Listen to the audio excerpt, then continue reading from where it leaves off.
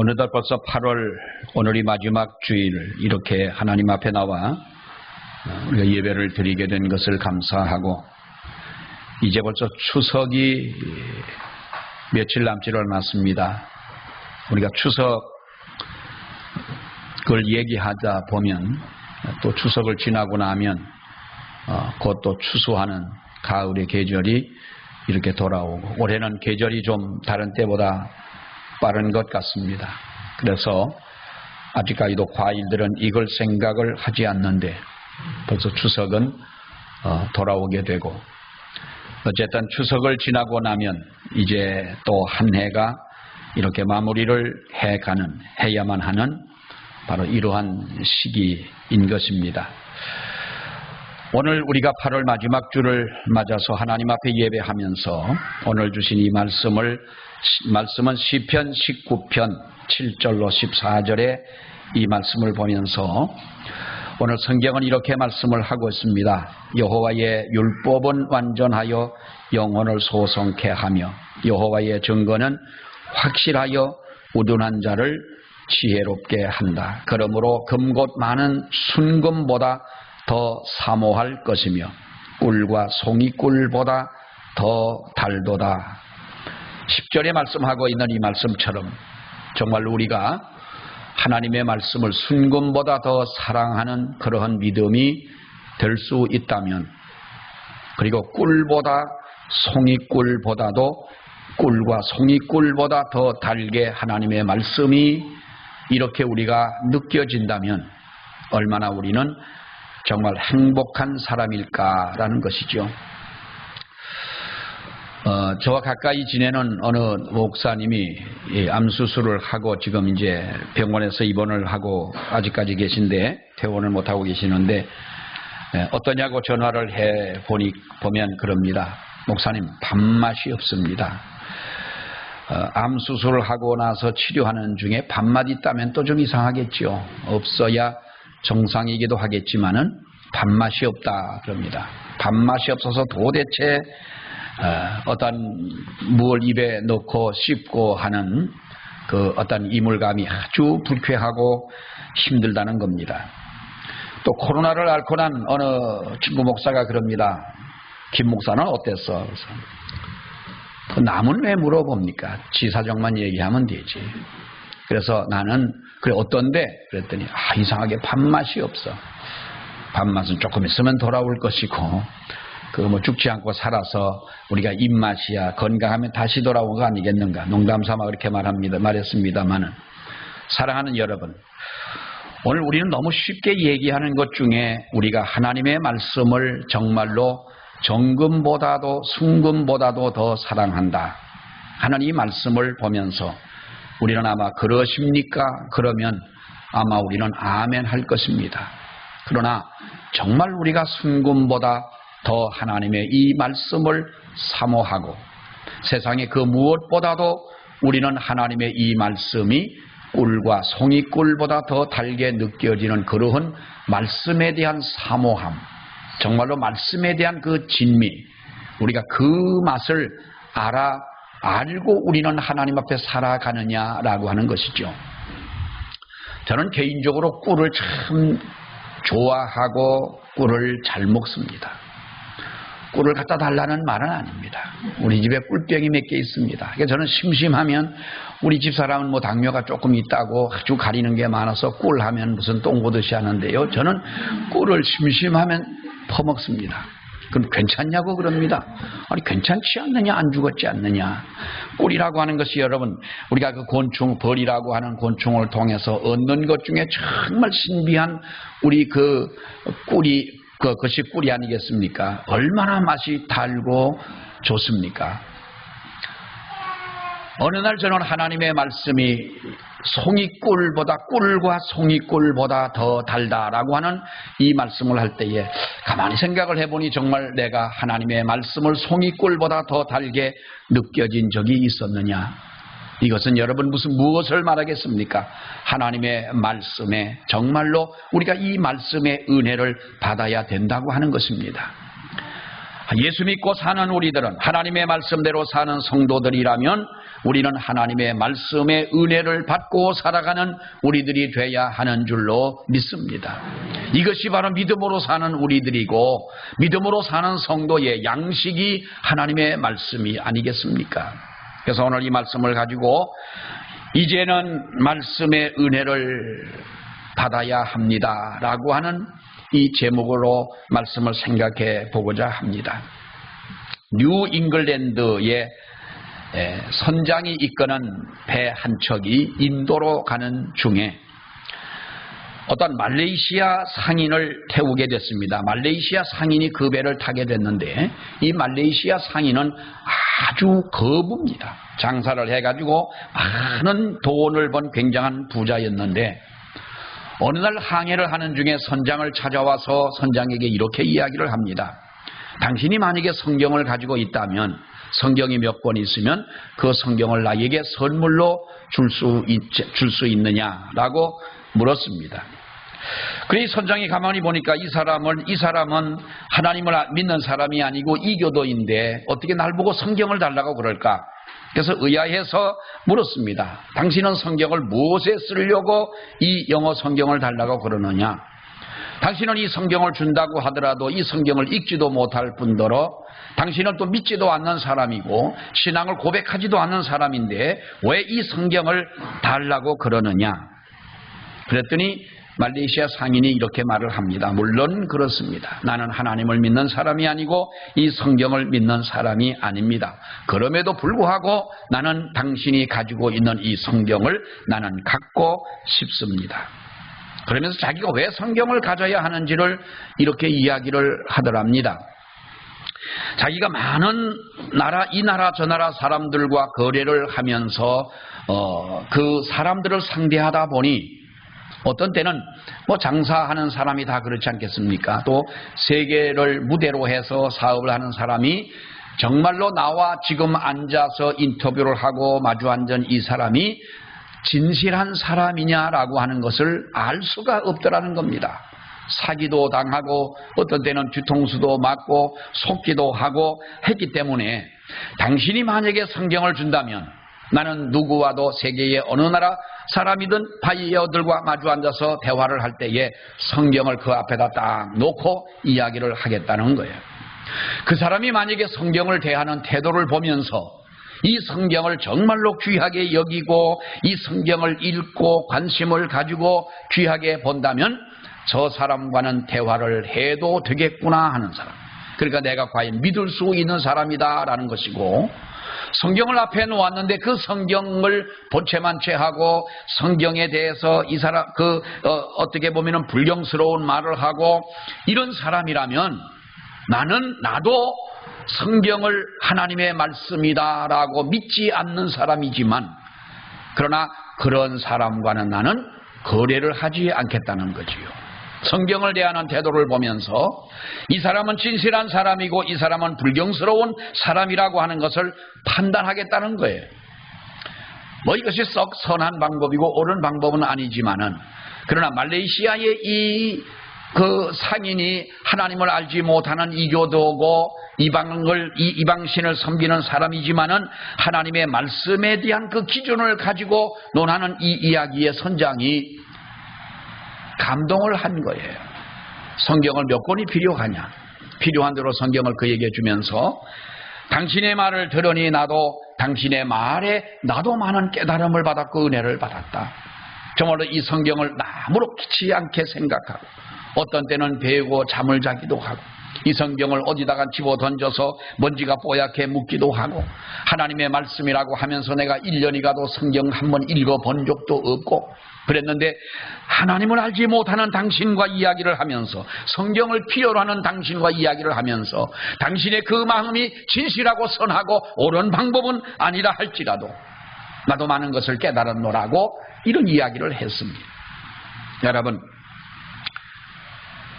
여러분들은 이 성경 말씀을 대할 때에 얼마나 성경에 관심을 가지고 계십니까? 어떤 분은 그럽니다. 평생 내가 예수 믿으면서 성경을 들고 교회를 다니지만 요즘은 성경도 안 가지고 갑니다. 성경 대신 핸드폰 안에 다 있기 때문에 목사님들도 이렇게 둘러서서 한 10명이 예배를 드린다면 아마도 한 서너 분은 성경을 가지고 오지만은 7분 정도, 그 정도는 나머지는 핸드폰을 가지고, 뭐 핸드폰에 있는 성경이나 성경책이나 다 똑같겠지만은, 여러분, 우리는 과연 이 성경에 대해서 얼마나 관심을 가지고 있느냐라는 거예요. 어떤 분이 성경 필사를 합니다. 우리 교회에서도 성경 필사를 전에 여전도끼리 이렇게 해가지고 했습니다만 성경을 열심히 쓰는 거예요.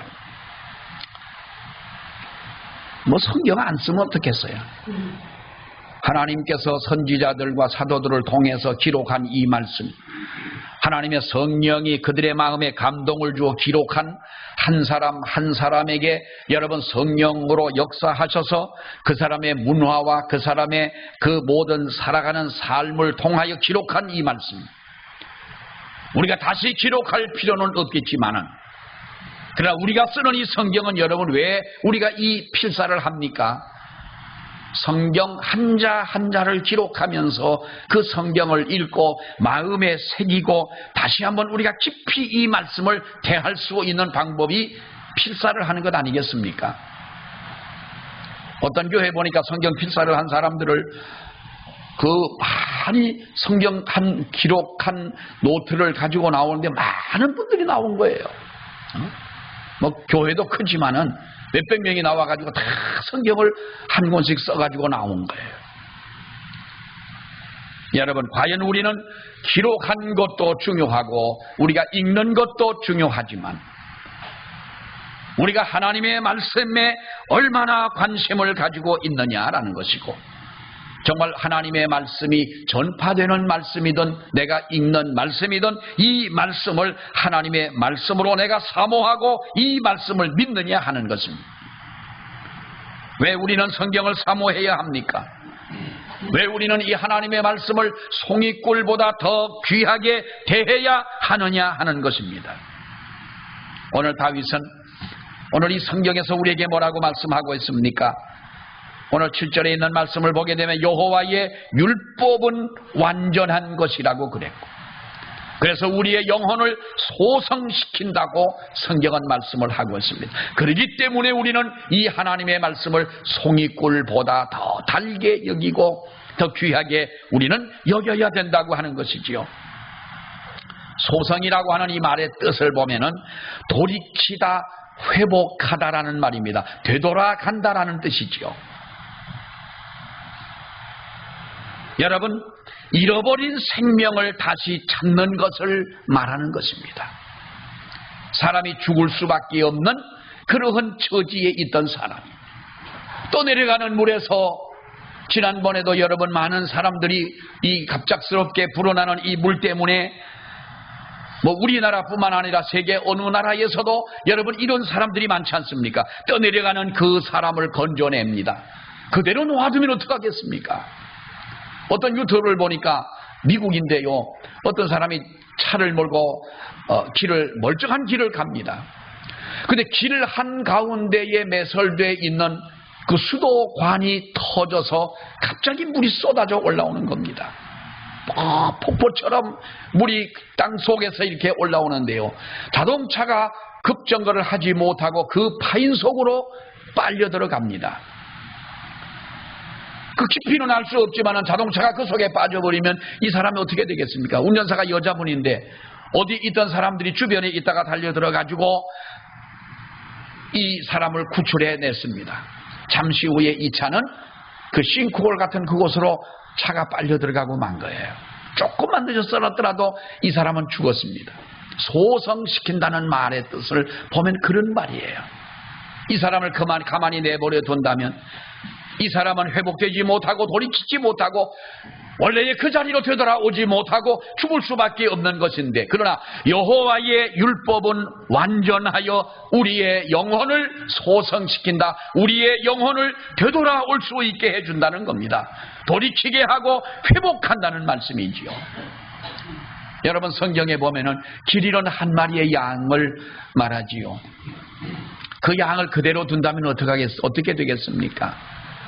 동물의 왕국을 보면 동물의 왕국에서 그 밀림의 사자라고 하는 사자가 쫓아가서 이 초식 동물들을 잡아먹습니다. 양이라고 하는 것은 되돌아올 수 있는 회귀 능력이 없는 동물이 양 아닙니까?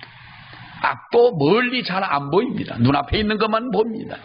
그렇기 때문에 목자가 꼭 그를 인도해야만 되는데 한 마리의 양이 우리를 나가서 길을 잃어버리면 분명히 그날 밤 날이 새기 전에 아마도 사나운 동물들에게 잡혀 죽을 수밖에 없는 운명인 것이지요. 근데 그 한 마리의 양을 찾아서 되돌아왔다는 거예요. 탕자가 아버지 집으로 다시 왔다는 거예요. 이것을 여러분 소성시킨다라고 하는 말입니다. 때로는 우리의 마음이 낙심과 절망 중에 빠져서 더 이상 세상을 살아갈 희망을 잃어버리고 말았을 때에 그 잃어버린 희망을 다시 찾아주어서 새로운 살 길을 열어주는 것과 같은 여호와의 율법은 완전하기 때문에 우리를 그렇게 만들어준다는 것입니다. 에스겔 37장에 보면 이스라엘 백성들이 바벨론의 포로로 끌려 올라가서 고생을 할 때에 그 모습이 나옵니다. 나라를 잃어버리고 뭐라면 이국 땅의 포로로 끌려가 노예로 전락한 이스라엘 백성들은 희망을 잃어버리고 절망 가운데 그들은 빠졌습니다. 그들은 자기의 처지를 이렇게 고백합니다. 우리의 뼈들이 말랐고 우리의 소망이 없어졌으니 우리는 다 멸절되었다라고 했어요. 이것이 그들의 형편인 거예요. 이렇게 말하면서 그들은 뭐라고 말합니까? 이 바벨론이 이제는 우리의 무덤이 될 것이라고 생각을 합니다. 이렇게 절망 중에 빠져있는 이스라엘 백성들을 향하여 하나님은 에스겔 선지자를 그들에게 보냈던 것입니다. 그리고 에스겔 선지자에게 환상을 보여줍니다. 그 환상이 뭡니까? 어느 골짜기를 가니까 마른 뼈들이 수북하게 쌓여있는 거예요. 죽은 채로 갖다 던져가지고 거기서 다 썩고 뼈들이 탈골이 되어지고 여기저기 굴러다니는 그야말로 뼈가 산을 이룬 이런 마른 골짜기를 여러분 에스겔에게 보여줍니다. 그러면서 하나님은 에스겔에게 묻습니다. 에스겔아, 이 뼈들이 능히 살겠느냐? 여러분 같으면 뭐라고 대답을 하겠어요? 이 뼈가 살 수 있습니까? 그때 에스겔이 뭐라고 대답합니까? 주 여호와여 주께서 아시나이다 그랬습니다. 환상을 보여주시며 묻는 하나님 앞에 주 여호와여 주께서 아시나이다. 이 말이 무슨 말이겠어요? 하나님이 하시는 일 아니겠습니까? 하나님이 하신다면야 살아날 수도 있는 것이고 하나님이 허락하지 않는다면 이 뼈들이 어떻게 살겠습니까? 하는 말 아니겠습니까? 하나님은 에스겔에게 말합니다. 너는 이 모든 마른 뼈들에게 대언하여 이르기를 너희 마른 뼈들아 여호와의 말씀을 들을지어다. 주 여호와께서 이 뼈들에게 이같이 말씀하시기를 내가 생기를 너희에게 들어가게 하리니 너희가 살리라. 에스겔이 하나님의 말씀하신 대로 이 뼈들을 향하여 말씀을 전했더니 성경에 뭐라고 말합니까? 여기까지는 환상입니다. 하나님이 보여주신 환상이지요. 하나님의 말씀을 대언하였더니 이 뼈들이 서로 맞아 들어가는 거예요. 아이들 장난감 중에서 자석으로 되어진 것이 있어요. 자석으로 갖다 붙이면 툭툭툭 붙어가지고 붙여서 아이들이 뭐 공을 만들기도 하고 자동차를 만들기도 하고 집을 만들기도 하고 그럽니다. 갖다 대면 자석은 미는 뭐 힘도 있지만 땡기는 힘이 있지 않습니까? 땡겨서 하나의 형체를 이루는데 마침내 자석에 이끌리듯 뼈들이 가서 자기 뼈가 맞아가면서 사람의 형체가 이루어지고 그 사이 위에 살이 덮이게 되고 가죽이 덮이게 되었더라 그랬습니다. 그런데 아직까지는 성경 말씀에 보니 뭐가 없습니까? 생기가 없다는 겁니다. 하나님은 에스겔에게 말씀합니다. 이 뼈들에게 생기를 불어넣어 살아나게 하라라는 것입니다. 그때에 죽었던 그 뼈들이 다시 살아나서 큰 군대를 형성하고 무덤에서 나오더라. 생기를 불어넣어라. 이 뼈들이 다시 살아나리라는 것이지요. 여러분, 이것을 무엇을 말합니까? 희망을 잃어버린 이스라엘 백성, 소망을 잃어버리고 이제는 죽은 자와 같은 이스라엘 백성들 아닙니까? 바벨론이 우리의 무덤이 될 것이라고 자처하는 이 사람들 아니겠습니까? 하기는 얼마나 그들이 답답하겠어요. 그러나 하나님의 말씀을 들음으로 인하여 그들이 다시 한번 마른 뼈와 같은 그들이 다시 사람의 형태를 가지게 되고 가죽이 덮이게 되고 생기를 불어 넣었더니 그들이 강한 군대가 되어서 일어나게 되더라. 원래의 모습으로 회복되어지더라는 거예요. 사랑하는 여러분, 이것이 우리가 세상을 살아갈 살 길이 돼야 하는 줄로 믿습니다. 그것은 돈이 아닙니다. 우리가 물론 자유도 우리에게 필요한 것입니다. 그러나 돈보다도 자유보다도 그 무엇보다도 여러분 하나님의 말씀이 우리를 살리시는 줄 믿으시기를 바랍니다. 70년 포로 생활 속에서 그들이 하나님 앞으로 돌아올 때에 그들이 여러분 무엇 때문에 70년이나 묶여있던 바벨론 땅에서 어떻게 돌아옵니까? 하나님의 능력이었다는 거예요. 하나님의 이 능력은 하나님의 말씀을 들음으로 인하여 그들을 소성케 했다는 것입니다. 우리들에게 늘 하나님이 소성케 하시는 이 은혜가 있기를 축원합니다. 우리에게는 이 소성케 하시는 은혜가 있어야 하는 줄로 믿습니다. 또 하나는 우둔한 자를 지혜롭게 하며라는 말이에요. 7절에 하반절의 말씀에 보면은 그럽니다. 여호와의 증거는 확실하여 우둔한 자를 지혜롭게 하며. 우둔하다는 이 우둔하다라고 하는 말의 원래의 뜻을 보면 아무 말이나 믿는 것을 가지고 우둔하다는 거예요. 이 사람의 말 듣고 이 사람의 말을 그대로 믿고 이 사람이 말하면 이 사람의 말을 그대로 믿습니다. 참 우리는 요즘에 똑똑한 것 같으나 너무나 우둔할 때가 많습니다. 며칠 전에 유튜브를 보니까 탤런트 누가 죽었다는 거예요. 안타깝게 죽었다. 영정사진까지 이렇게 있어서 아니 이 사람이 나이도 젊은 사람인데 왜 죽었나 그랬더니 죽을 뻔했다라는 건데 죽었다고 그러는 거예요. 아이고, 나 처음에는 그거 내용을 읽기 전에는 한참 동안 아이고 이 사람이 왜 죽었을까, 한 번도 세상에 살면서 만나보지도 못했지만은 참 안 됐다 그랬는데 다시 한번 왜 죽었나 하고 봤더니 죽을 뻔한 것도 아니더라고. 보니까 뭘 먹고 뭘 급체를 해가지고 정신을 잃을 뻔했는데 그걸 갖고 사람이 죽습니까 여러분? 또 한 번 보니까 또 이 사람 죽었다는데 왜 죽었나 봤더니 벌써 10년도 넘은 거예요 죽은 지가. 내가 참 똑똑한 줄 알았더니 나도 정말로 우둔한 사람이더라는 거지. 여러분, 우둔한 사람을 하나님께서 어떻게 하신다고 말씀을 하고 있습니까? 여기 보면 우둔한 자를 지혜롭게 만드시는 하나님이시다는 거예요. 우둔한 자를 지혜롭게 하시는 하나님. 우리가 공부를 많이 한다고 지혜로운 사람이 되는 게 아닙니다. 지혜는 하나님이 주실 때에 주시는 지혜를 가질 때 지혜로운 사람이 되는 줄 믿습니다. 지식과 지혜는 다른 것이지요. 지혜는 어디에서 우리가 얻을 수 있는 것도 아닙니다. 하나님이 우리를 지혜롭게 하실 때에 지혜롭게 되는 줄 믿습니다. 잠언 7장에 보면 이런 내용이 있습니다. 어느 날 솔로몬이 내용을 보면 그렇습니다. 잠언 7장에 있는 말씀에 솔로몬이 창문을 열고 어둑어둑해지는 이 저녁 거리를 내다보고 있는데 거기 솔로몬은 한 소년을 발견하게 됩니다. 그런데 이 철없는 어린 소년이 어떤 이방 여인의 꾀임에 빠져서 음녀의 골목 모퉁이를 돌아가는 것을 보게 됩니다. 이 음녀의 골목이라고 하는 것은 바로 요즘 말로 한다면 우리가 율락가를 말하죠. 율락가로 끌려가는 이 모습을 보면서 솔로몬은 뭐라고 말합니까? 소가 도살장으로 가는 것 같고 미련한 자가 벌을 받으려고 쇠사슬에 매이러 가는 것 같다고 그는 말합니다.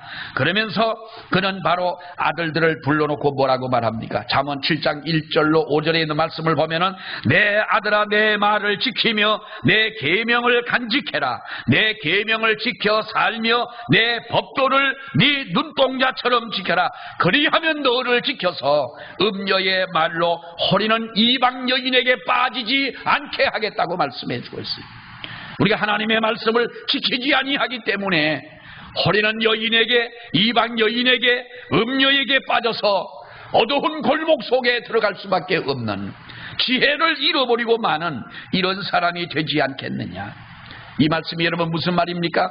내 말을 지키며 내 계명을 간직하며 내 계명을 지켜 살며 내 법도를 네 눈동자처럼 지키라고 하는 말은, 하나님의 말씀을 잘 지켜 살면 내가 어리석은 사람이라 할지라도 하나님은 너를 지혜로운 사람으로 만들어서 죄악된 세상 길에 빠지지 않도록 해 주겠다고 하는 것입니다. 좋은 대학을 나와서 여러분 우리가 훌륭한 사람, 지혜로운 사람이 되는 게 아닙니다. 하나님이 우리를 지혜롭게 하시는 이 은혜가 있기를 축원합니다. 또 하나 보면 말씀은 순결하여 우리 눈을 밝게 하도다 라고 말씀을 합니다. 8절의 말씀에 보게 되면 순결하다, 맑고 투명하다, 혹은 등불을 켠다라는 말이죠. 등불을 켠다. 우리 이런 얘기 많이 들어봤습니다. 이란 북부 지역에 어느 땅을 많이 가지고 농사를 하는 어느 한 농부가 있었습니다. 그런데 어느 날 길을 지나가던 수도승이 그에게 이렇게 말을 합니다. 농사를 지어봤자 뼈 빠지게 고생만 하고 죽을 텐데 뭐로 농사를 하고 있느냐. 차라리 다이아몬드를 당신이 캔다면 이 다이아몬드로 당신은 편안하게 갑부가 되어 살 수 있을 것이다 라고 이런 얘기를 해주고 가는 거예요. 그러니까 이 농부가 자기 땅을 다 팔아가지고 다이아몬드를 찾으려고 각국을 돌아다닙니다. 여러분 어디 가서 이 다이아몬드를 찾겠습니까?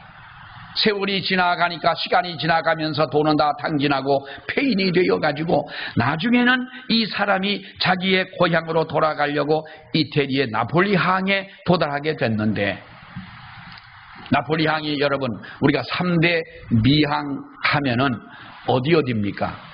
호주의 시드니 항이고, 브라질에 보면은 리우데 자네이루라고 하는 그 항이 있고, 세 번째는 우리가 이태리의 나폴리 항이 3대 미항 아닙니까? 폐인이 되어 가지고 아름다운 이태리의 이 나폴리 항에 오니 자기가 너무나도 자기 모습이 초췌하고 불행한 것입니다. 그 사람은 거기서 바다에 뛰어들어 자살을 해서 죽고 맙니다.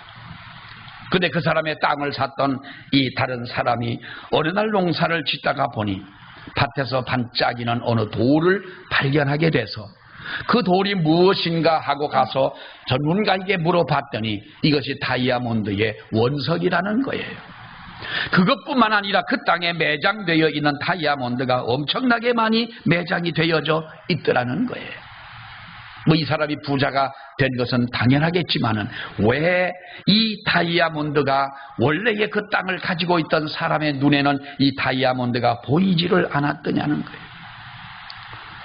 왜 이토록 다이아몬드가 묻혀져 있는 이 땅에서 농사를 짓고 살아가면서 아마도 그 돌을 본 적 한두 번은 보았을 터인데 왜 이 사람의 눈에는 그것이 보이지를 않았더냐. 눈이 어두웠기 때문에 볼 수가 없었다는 것이죠. 그래서 보석을 두고도 그 보석이 눈에 보이지를 않았던 것입니다. 사랑하는 여러분, 성경에는 우리가 살아갈 길이 있는 줄로 믿습니다. 성경 속에는 우리의 삶의 방법이 있는 줄 믿습니다. 성경 속에는 세상의 모든 우리들이 살아가야 할, 어떻게 우리가 행동을 해야 할, 또 우리가 어떻게 하면 하나님의 은혜를 받고 하나님 앞에 이 세상에서 성공적인 사람이 될 수 있느냐 하는 이 삶의 원리가 들어있는 것이 성경인 줄로 믿습니다. 그러니까 다윗은 뭐라고 말합니까? 하나님의 말씀은 순결해서 우리의 어두운 눈을 밝게 해주고, 그래서 무엇이 우리의 인생을 가장 기쁘게 하고 행복하게 하는지를 알게 해주는 것이며, 이렇게 눈을 뜬 사람이 다른 사람이 보지 못하는 세상을 보고 신령한 세계를 바라볼 수 있게 된다고 하는 것입니다. 하나님은 이 말씀을 지키는 자에게 상을 주신다고 말씀을 합니다. 여러분, 아람 왕의 군대 장관인 나아만이 하나님의 말씀을 엘리사를 만나러 갔다가 엘리사가 얼굴도 내밀지 않고 저 강가에 가서 요단강에 가서 7번 목욕을 해라 하니까 성질이 나가지고 되돌아갑니다.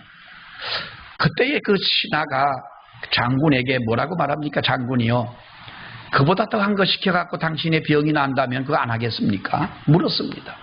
가만히 생각을 해보니 만약에 그렇게 해서 난다면 문둥병이라고 하는 것은 자기가 이 병을 지금까지 숨기고 왔고, 문둥병이라고 하는 건 가족과의 격리가 되어야 되고, 어느 누구도 요즘에 코로나가 요즘은 좀 덜하지만은 옛날에는 처음에는 코로나가 걸리면 마치 무슨 우리가 좀 말하자면 그 아주 몹쓸 병에 걸린 것처럼 생각하고, 코로나 걸린 사람은 마치 죄인 취급을 하고 막 그랬지 않습니까? 참 해도 너무 했잖아요. 코로나 감기 걸리면 누가 죽일 놈입니까? 네? 격리가 돼지고. 근데 그때는 그 병이 그랬던 겁니다. 얼마나 자기가 여러분 이런 몸을 가지고 살아가면서 그래 7번 목욕하면 네가 나은다고 하는데 못할 것이 뭐냐, 그 말을 믿고 순종을 했더니 그가 깨끗하게 나았더라는 거예요. 사랑하는 여러분, 말씀의 은혜를 받아야 됩니다 라고 하는 것은 말씀에 우리가 순종하는 우리의 삶이 되어질 때 하나님은 저와 여러분들에게 놀라운 축복을 이루어 주실 것을 믿습니다. 하나님의 말씀 속에는 분명히 우리가 살아갈 길이 있음을 믿습니다. 우리가 살아가는 삶의 방법이 있음을 믿습니다. 이 속에는 우리가 정말로 하나님 앞에 복을 받는 삶, 그 복이 사업이 잘 되고 돈을 많이 벌고 하는 것보다는 한마디로 우리가 익숙한 단어이니까 말씀합니다만, 우리가 이 세상을 살아가며 정말로 하나님의 영광을 드러낼 수 있는 그와 같은 삶, 이 속에 있음을 우리가 믿고 하나님의 말씀의 은혜를 받고 여기에 길이 있음을 우리가 믿으며 나아가는 우리 모든 성도들 되시기를 축원합니다. 기도하겠습니다. 은혜로우신 아버지 하나님, 감사합니다. 여호와의 말씀은 율법은 완전하여 우리의 영혼을 소성케 하며 또 우둔한 자를 지혜롭게 하며 우리의 마음을 기쁘게 하며 우리의 눈을 밝게 하시는, 정말로 우리가 이 세상을 살아가는 방법을 알고 하나님의 자녀로서의 참된 삶의 진리를 깨닫게 하시는 이 하나님의 말씀의 능력을 아버지여 믿습니다.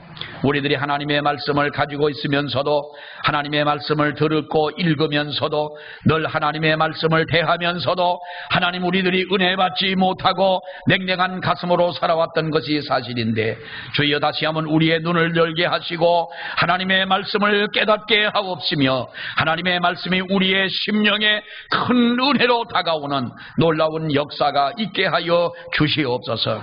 그래서 하나님의 말씀에 순종하고 하나님의 영광을 드러내며 아버지 자녀로서의 진정한 은혜를 받고 복을 받는 우리들이 되어지도록 하나님 축복해 주시옵소서. 예수님 이름으로 기도하옵나이다. 아멘.